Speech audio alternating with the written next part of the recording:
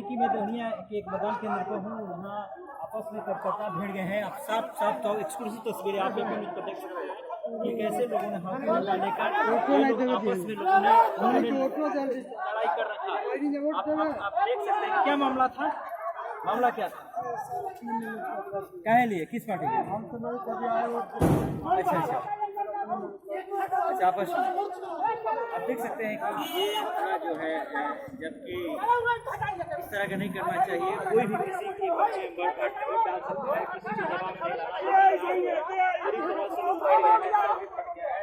आप देख सकते हैं कई लोग बैठ गए हैं, यानी स्थिति जो है पूरी तरह से बनी हुई है। नहीं, यहाँ कोई अधिकारी दिख नहीं रहा है, लेकिन ये जो है साफ तौर पर दिखी। आप देख सकते हैं